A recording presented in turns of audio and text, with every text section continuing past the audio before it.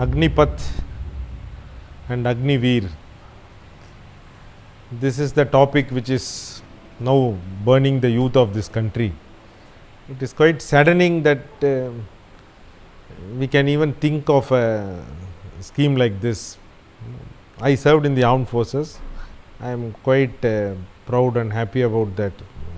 This tie also is when I was serving in Indian Military Academy. It celebrated its 75th year when I was there. So, this tie was given to all the officers who were posted there at that time. So, this is the Chetud Hall, the main building where the passing out parade happens in front of it, which holds the Indian Constitution. One of the 5 written copies is present in that building.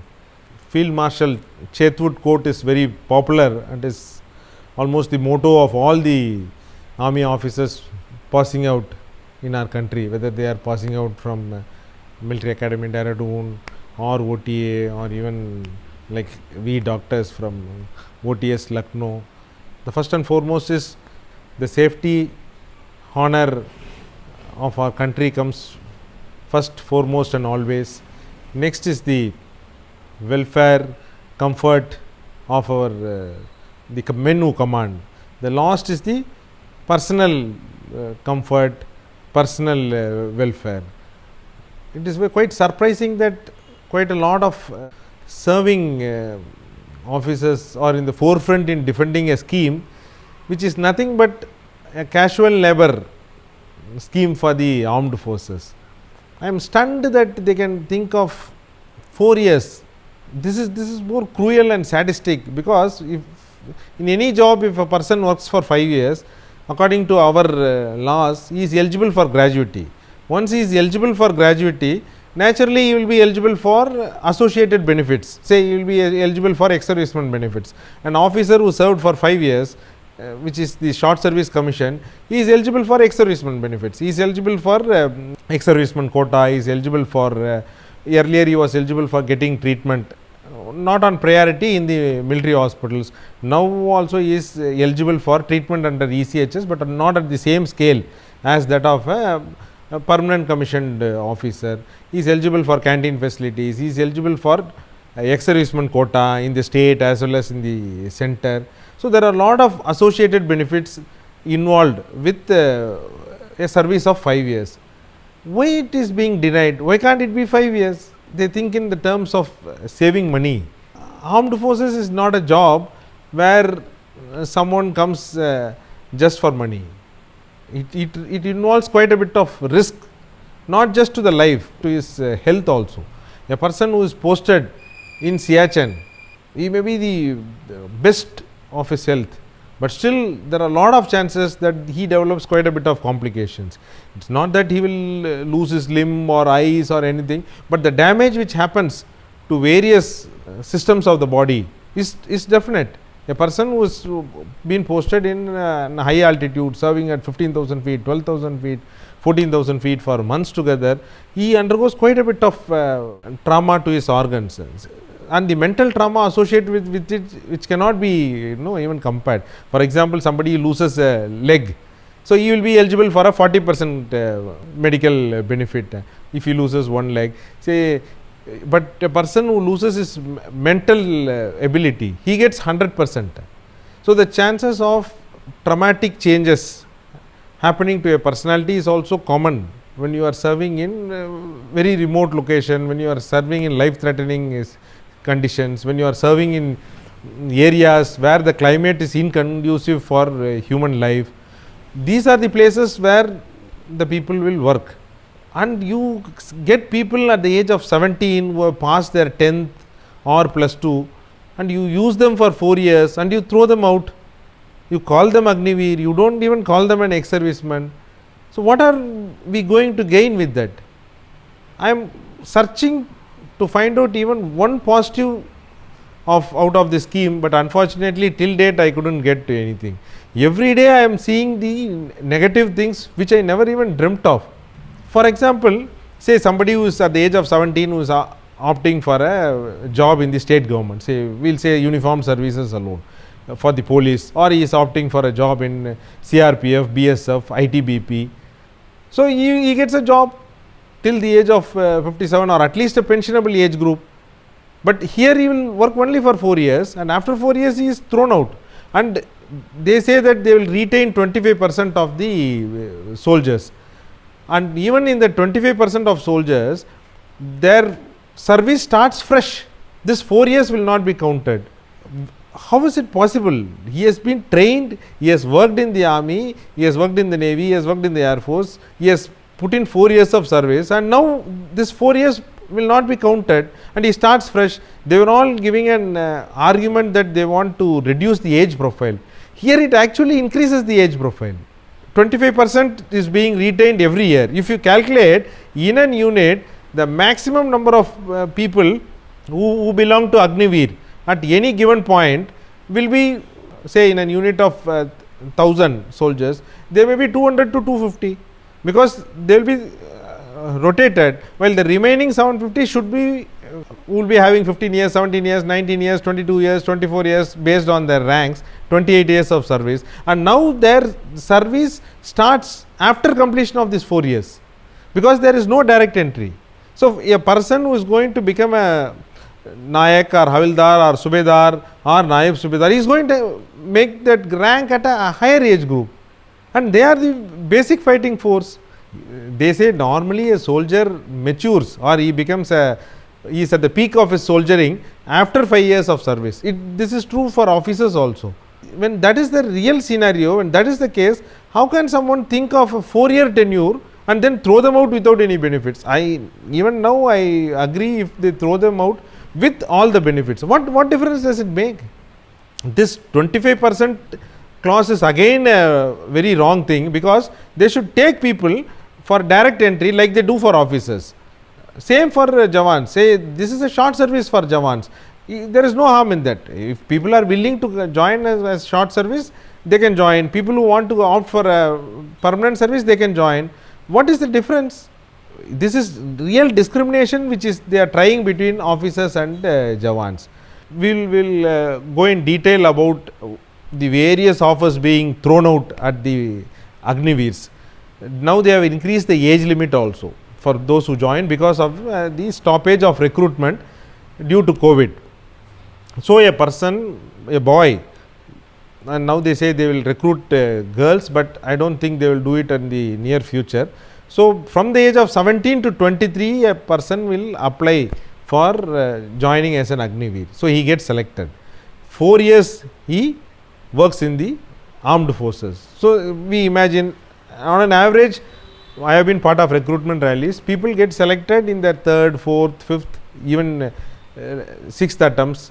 So the age profile of people who are joining is normally in 18 and a half, 19, that was the case. Now because of COVID, it may be 20, 21, 22. So after 4 years, so at the age of 25, they will be thrown out with their own contribution of 5.1 lakhs and the government contribution of an equal 5.1 lakhs, they will be thrown out. Again they will be joining as freshers in the army or navy, that 25%. So at the age of, say, someone who is joining at the age of 23, at 27 he becomes a fresh person. So he will attain his pensionable service at the age of 42. If he becomes a Subedar, at what age he will become a Subedar? Why they want to increase the age profile of the armed forces by doing these things? This is what I infer from what they are all saying. I hope to be wrong, but this is what they say, that these 4 years will not be counted for even the 25% who will be retained. Remaining 75%, what jobs will they get? They, in the first year they are getting nearly 30,000, after that they will be getting 36,000 something, finally they are getting 40,000 odd. So when they come out, they join with a 10th or +2, and they will be given a training of 6 months to 9 months to 1 year in the various corps or various regiments, and they will be thrown out to places across the country. They will be attached with the units. So they learn the specific techniques. Say somebody goes to artillery unit, so he learns about the artillery after graduating from the artillery training centers. For an infantry, that's the same. For an armored regiment, for somebody who's going to signals, somebody who's going to, I'm surprised what will they do with medical corps and all, because they have to be trained for 3 years to become a nursing assistant, then additional training to become a ORA. There are so many things, and additional training to become a dental ORA. There are lot of criteria which go into selecting these people as well as training these people. Now they say there won't be any direct recruitment, it will be only through Agniveer. So you train these people, and after say this amount of training period, you shift them to the units, and after 4 years they are coming out. How will they be absorbed? In what jobs? We see lot of corporates coming forward. What are they doing to people who have been fully qualified? 15 years pensionable service, the Jawans, they come out of the army with pension at the age of 32, 33, 34. There are lakhs who are without jobs. They are fully trained people. They have gone through a complete training, they have done a complete service. So they are very efficient people, and you don't have jobs for them. And you are saying that you have jobs for people who have completed just 6 to 9 months of training in their, when they are almost kids, and then they have been used fully in the most remotest parts of the country. Is it fair? How can a soldier support this? All the people who are supporting this should have a rethink.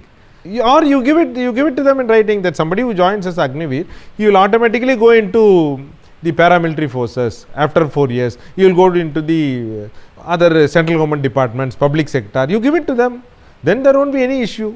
All the youth who are fighting against this scheme, they will be the first to appreciate that. There is no promise, there is not even a pension, there is no gratuity, there is no ex-serviceman benefits. Then why should he stay?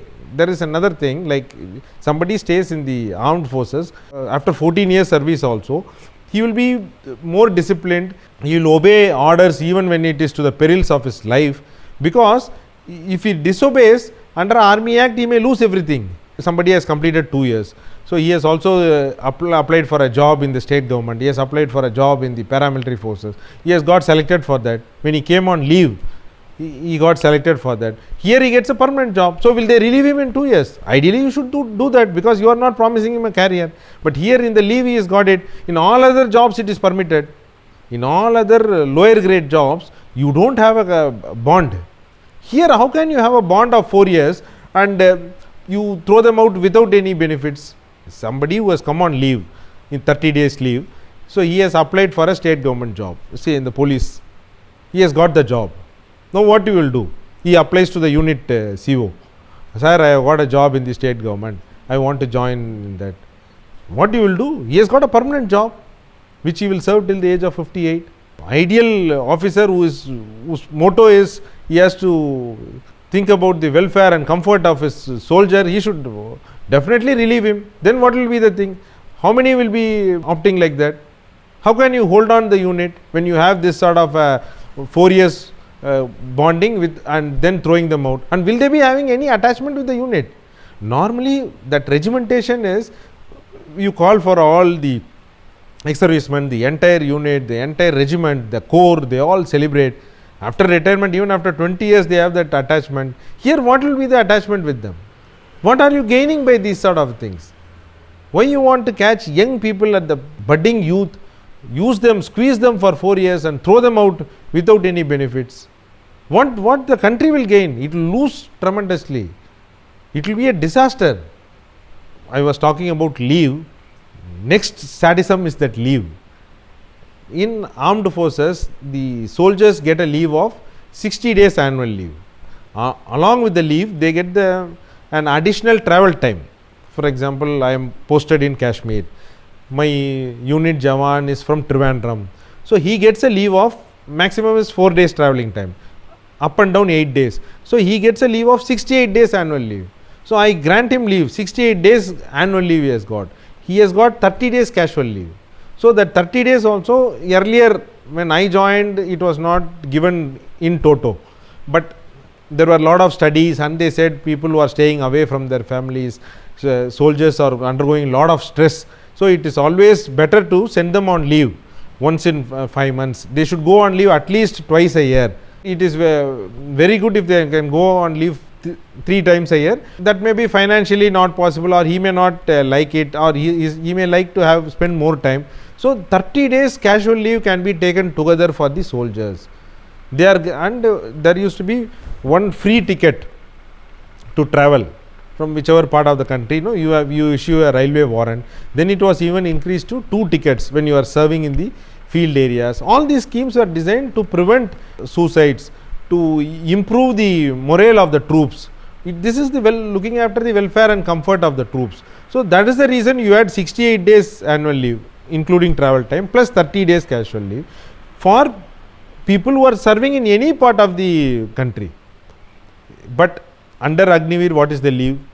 They say 30 days. That is for a young fellow who will be the lowermost in the unit, who has just come out of training. A senior person, a person who has joined earlier, who is more mature, so he will be given more leave. He can go 3 times a year. He can take full 30 days casual leave. He will have 68 days leave, and this person will have only 30 days. Is it fair? Will it stand the court of law? But nowadays the courts are also more pro-government, anti-labor. The trend has changed totally. But unfortunately, this all will lead to a disaster. How can someone think of a scheme where a soldier who has joined directly will be getting 3 times the leave of what an Agniveer will be getting? Is it fair? How can a soldier who joined, say, before this scheme will be getting his gratuity, will be becoming an ex-serviceman, will be getting pension, but here only 1 in 4 will have that opportunity, and even in that 1 in 4 he has to start afresh to get this.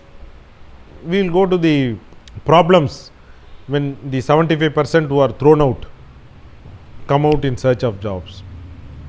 He went with 10th or +2. He has been trained in army, say he has been trained in aircrafts, he worked in the navy, he worked in artillery unit, he worked in an infantry regiment, he was in a signal corps, he was in engineer regiment, he was trained in making explosives, making bridges, laying mines. So he is quite if he is quite good, then he may be retained and start afresh. He is not so good in that batch, so he is one among the 3, so he has been thrown out. So how will he fit in with the job outside? What job will he get, and what degree will you offer, or what diploma will you offer? Is it not a joke? How can you offer anything? I am all for this Agniveer. If you select these candidates, keep them in the metros, make them study, give them army training, give them a degree, then you send them. No need for this 11 lakhs also. You reduce the amount of salary, don't give them any salary also. It is like 4 years, you select people and train them in specific skills, give them degrees, give them, make them specifically suitable for jobs, make them trained for, as you say, army, air force, navy. You make them specifically trained for those jobs, paramilitary, state police, for all other jobs. You make them colleges, like you train, like you train in NDA, you train in IMA, you train cadets, you give them degrees. Tamil Nadu, there are 26 lakh college students. A state with meager resources is able to do so much. It can educate so much people. The GER is above 50%. TN Finance Minister was saying that the dropout rates of girls is so low, and the GER rate for girls in Tamil Nadu is quite significantly higher than the boys. So all these things have been done by the states. The defense budget, they all say that pension takes a major role. Apart from the pension, even money allotted for buying equipments, training, and all other activities, that gets returned also every year. When I am talking about money, I remember about the quarters. So a soldier is authorized to have a quarters. There are various types of quarters. So somebody who is staying with the family in a family station, so he is authorized a family quarters. So he stays with his wife, other family members, if he has kids. So if he is posted to field area, he can retain the quarters for some period, or he can apply for a separate family quarters. There are separate family quarters in all the metros, even in other places where regimental centers are located. So a soldier, he can keep the family there when he is serving in the Jammu Kashmir, or serving in Siachen, serving in the northeast, serving in the Yellow Sea, on or serving in the international border. So his family is being taken care of because they are living in a safe environment where they are having a quarters which is being monitored, which is being provided by the armed forces. So there all their basic needs will be taken care of. There won't be any need to run for water or electricity or even any minor repairs in the houses. All the rations and everything will be nearby. They are given priority in joining their wards to schools. How will these Agniveers children, what benefits do they get? These soldiers kids, they get priority 1 to join any of the central government run Kendriya Vidyalayas. So they have specific reservation in the Indian military colleges also. We run in other places, say Belgaum and other places, not in RIMC Dehradun, but in even in Sainik schools they have a different fee structure for soldiers, and so all these benefits will not be there for Agniveer. What does he have of the same age group who is working, say somebody who has joined at the age of 21, say after this Agniveer, there will be a soldier who will be younger to him also if he had joined at the age of 17 in 2019. So he will be eligible for all these things working in the same unit. He will have a quarters, he will have more leave, job in which he will look forward to all promotions. There is nothing, no instability. He can opt for a separate family quarters. His kids get priority in getting admission in the schools. They get an ex-serviceman quota to join, and there are ex-serviceman quotas for even medicine, engineering, law, and army alone runs colleges also. For example, there is an army medical college in base hospital Delhi where most of the seats are for kids of army veterans as well as serving soldiers. They have an army dental college in Secunderabad where out of 40 seats, 34 seats are only for army, not even for Air Force Navy, because it is run on the money of army soldiers. So there are so many things, so many benefits associated with the permanent job. Why you want to deny that to the lowest of lowest, the soldiers? They come from the poorer strata of the society and you deny them all these benefits. Is it fair? I hope the government also has a rethink. This Agnipath is a good scheme if they are going to give them all a degree, if they are going to give them a, but don't club them with armed forces recruitment. This should be in addition. You make them visit a unit for a few weeks, no harm, because or you train them in the units, you give them degree, diploma, you make quite a lot of students. You make it only 1 year, make it only 2 years, don't pay them, make it eligibility for all the government run colleges, central government run colleges, so that all the doctors, engineers, lawyers, whoever wants to become government servants should do this Agnipath training for a year. That is okay, but here you are removing the recruitment of the armed forces, and so that you try to save some money, and that is also not happening on ground. It will not be, because you have to retain 25% who will be continuing and their share will be more in the unit. Naturally the number of pensionable people will remain almost the same, and you are throwing out people, and that gratuity part, throwing out people at a earlier age group, and young people with no future thrown out in lakhs outside. That is a disaster in waiting.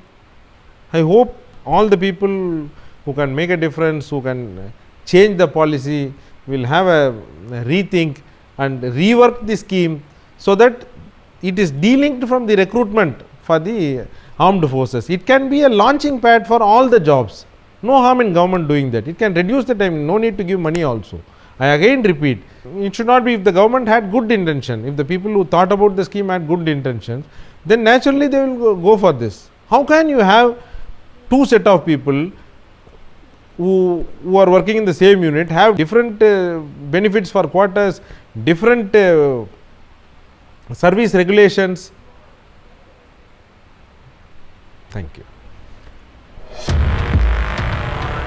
உன் கடவுளை விட, உன் சாஸ்திரத்தை விட, உன் முன்னோரை விட, உன் வெங்காயம் வழக்கமாத்தை விட உன் அறிவு பெருசு, அதை சிந்தி.